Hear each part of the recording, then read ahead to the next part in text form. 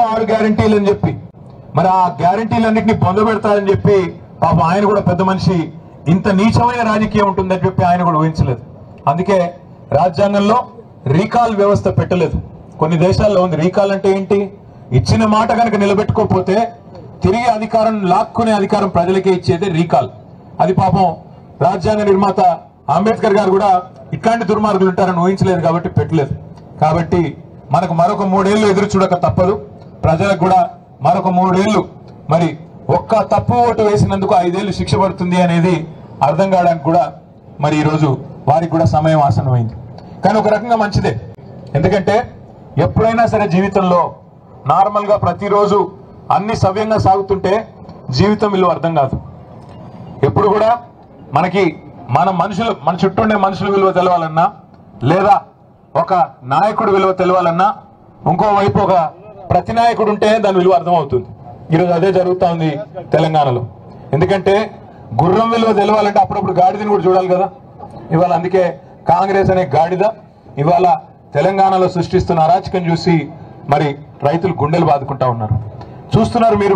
మీ జిల్లాలో 3 మంత్రులు 3 మునగాళ్ళలాగా పోజులు కొడుతూ తిరుగుతూ ఉంటారు. ఒక ఆయన బాంబులను తిరుగుతున్నాడు. ఆ బాంబులు పోయిన దీపావళి కన్నాడు ఇప్పటిదాకా పేలట్లేదు. ఆయన పేరు అందుకే పొంగులేటి కాదు బాంబులేట్ అయిపోయింది పాపం. ఇంకా 2 మంత్రులు ఉన్నారు. ఒక ఆయన బిజీగా కమిషన్లలో బిజీగా ఉన్నాడు. ఇంకొక ఆయన వ్యవసాయ మంత్రిగా మరి ఆయన ఏం చెప్తున్నారో రైతులందరూ ఇవాళ ఎరువుల దుకాణాల ముందు లైన్లలో చెప్పులు పెడుతుంటే మళ్ళీ ఆనాటి రోజులు వచ్చాయని పాటలు పాడుకునే దుస్థితి వస్తే మరి ఆయన ఏం చేస్తున్నాడో నాకైతే తెలియదు. 2 లక్షల టన్నుల ఎరువులు ఇవాళ కొరత రాష్ట్రంలో ఉన్నమాట వాస్తవం.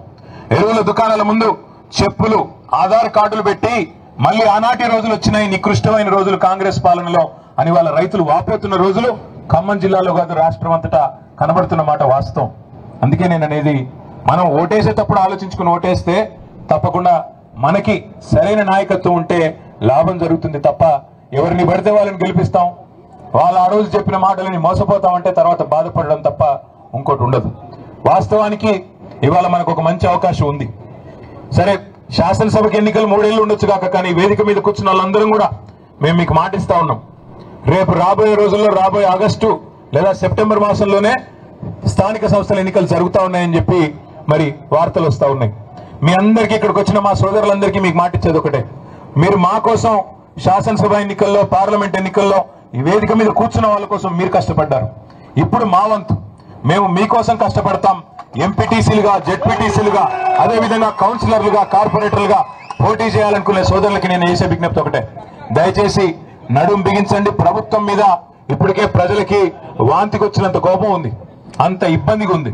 మరి అట్లాంటప్పుడు దీన్ని కనుక మనం సరిగా వాడుకుంటే ఖచ్చితంగా ఖమ్మం జిల్లా పరిషత్తు అదేవిధంగా కొత్తగూడెం భద్రాద్రి జిల్లా పరిషత్తు కూడా మనం గెలిచేదానికి అవకాశం ఉంది. అట్లాగే మున్సిపాలిటీలు కానీ మండలాలు కానీ మీరు యువకులు ముఖ్యంగా ముందుకొచ్చి కాంగ్రెస్ ను చీల్చి చెండాడి వాళ్ళు చేసిన మోసాన్ని కనుక ప్రజలకు సవ్యంగా విడమర్చి చెప్పగలిగితే అద్భుతమైన ఫలితాలు సాధించే అవకాశం మన ముందే ఉంది. ఎందుకంటే మీ జిల్లాలోనే ఈ అవకాశం ఎక్కువ ఉంది. ఎందుకంటే గొప్ప ఆశతో ఏదో చేస్తుంది కాంగ్రెస్ అనే ఒక ఆశతో మీ జిల్లాలో ఆ పార్టీకి 9 సీట్లు కట్టబెట్టారు. గెలిచిన మన ఒక ఎమ్మెల్యే కూడా వాళ్ళలోనే కలుపుకున్నారు. ఇప్పుడు మొత్తానికి 10ంటికి 10 వాళ్ళే ఉన్నారు.